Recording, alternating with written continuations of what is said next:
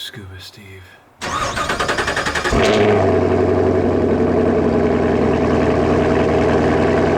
Jimmy here with One Road, and today is just one of those days. You know when you know something has to be done, but by doing what has to be done, you very potentially open a can of worms, meaning you cause more problems for yourself than what you had initially. For me, that's the story of my life, it seems. Constantly trying to catch those worms and shove them back into the can. But it's mostly impossible. Once they're out, and all you can do is deal with it. And that is what I did today. If you drive a GM vehicle from the 90s, you'll most likely have this very same heater hose quick disconnect fitting coming out of the top of your engine. The vehicle I'm working on today, it's a 1995 GMC Suburban with the throttle body injected 5.7 liter V8. My quick connect fitting is located on the rear of the intake manifold. I was poking around the engine the other day with my flashlight and I just so happened to see this thing is leaking.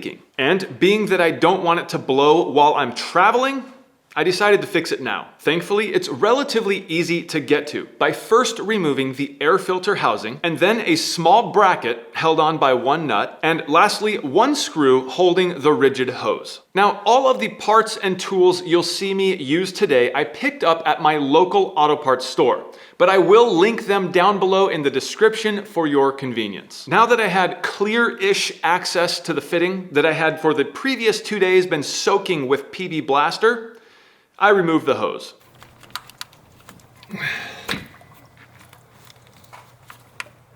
This is all original stuff here, and my engine only has about 80,000 on it. So that just goes to show you that if my fitting, as you'll soon see, looks and acts like this, yours will too. So just a little advice, don't attempt this fix without this special tool that I'm gonna show you in a minute. Okay, so next, after removing the rigid heater hose, I took my 27mm socket and attempted to very gingerly remove the fitting. Watch this. Oh no. Oh no. That sucks. Damn you, Scuba Steve.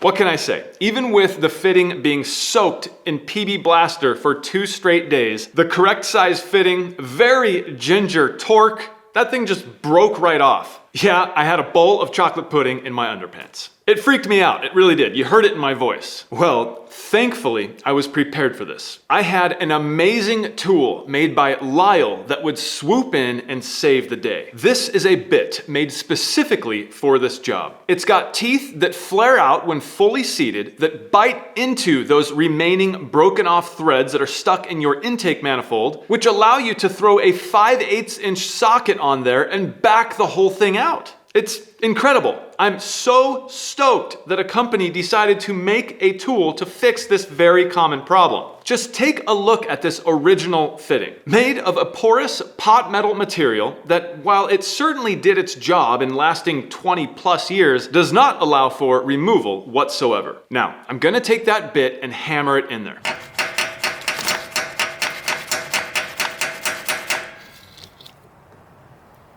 It's a little too tight in there to really swing a hammer, so I had to modify my grip a little bit and just kind of gingerly tapped it in.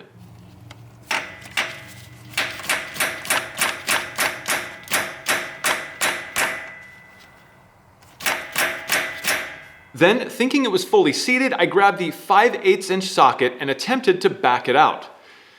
Yeah, that didn't work. I simply didn't drive it in enough. And so I tried it again, taking the hammer, driving it in a little more than I did the first time, taking the 5/8 inch socket and attempting again to back it out.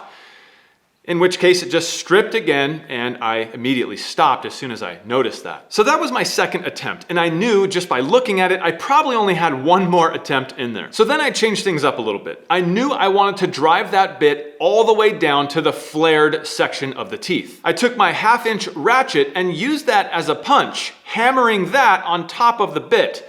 That gave me enough leverage to get that bit sunken way down in there. Then again, I grabbed the 5/8 inch socket, I prayed, and what do you know? It worked. The heavens opened and the broken threads backed right out. Incredible. Thank you, Lord. The problem that I had the first 2 times is I was being too careful. I think the real key to using this bit is to really drive it all the way in to where the teeth flare out a bit. That way there's enough bite on those remaining broken threads that you can actually crank it back out with your ratchet. That's my 2 cents anyway.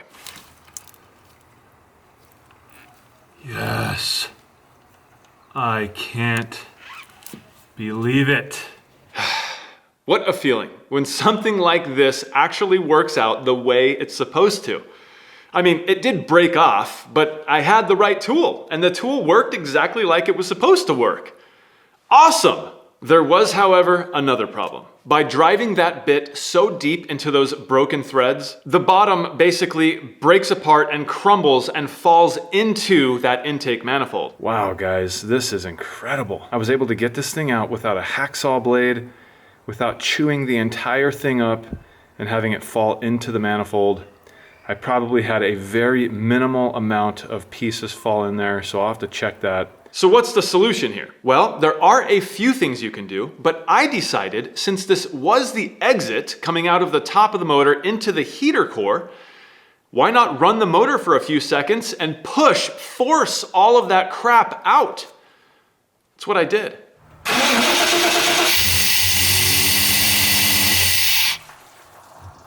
I cranked the motor on for just a couple of seconds and then I shut it off. Because obviously while I'm trying to get that crud out of there, it's also dumping antifreeze all over the floor. So if you attempt this, make sure you have something down there to catch all that antifreeze, which I did. And just to be sure this method worked and all of that crap came out, I actually lined the whole area around that port with white paper towels. This way, when everything shot out of that port, hopefully those paper towels would catch some of that debris and we'd be able to take a look.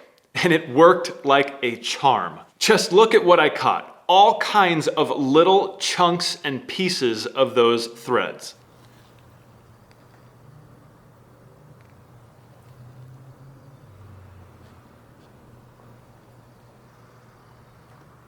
Judging by the look of the threads that we backed out and all the debris on this paper towel and just the force of that antifreeze coming out of there, I'm pretty confident that we got it all out. Okay, so let's wrap this up.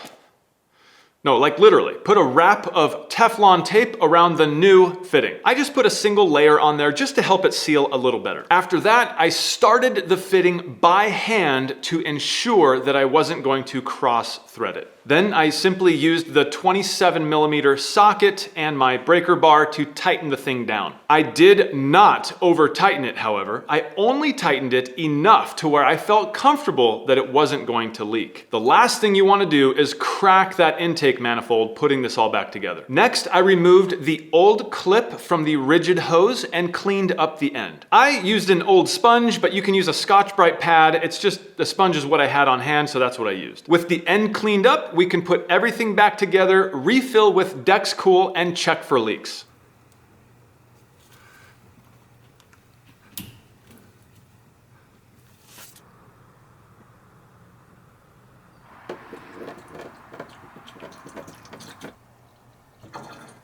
And I'm happy to report there were no leaks. Everything worked like a charm. So if you drive a GM vehicle from the 90s, you've either already dealt with this or you're going to be dealing with it very soon, and I'm sorry. Just make sure you have all of the proper parts and tools beforehand, as well as this specialized bit from Lyle, and you should be good to go. I hope my effort here helped you in some way, and if it did, please hit that like button, and if you're not subscribed, consider subscribing. Be sure to check the description below for more information and comment if you'd like. I'm Jimmy, this is One Road, and I will see you in the next one.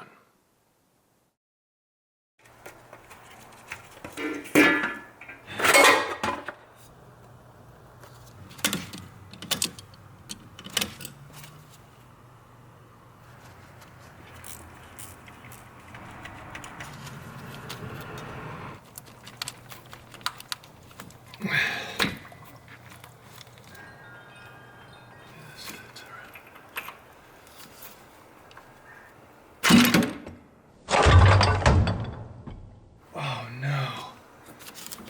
Oh no. That sucks.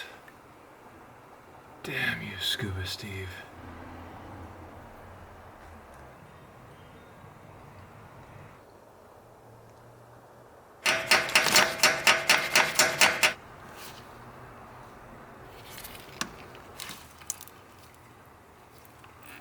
Yes.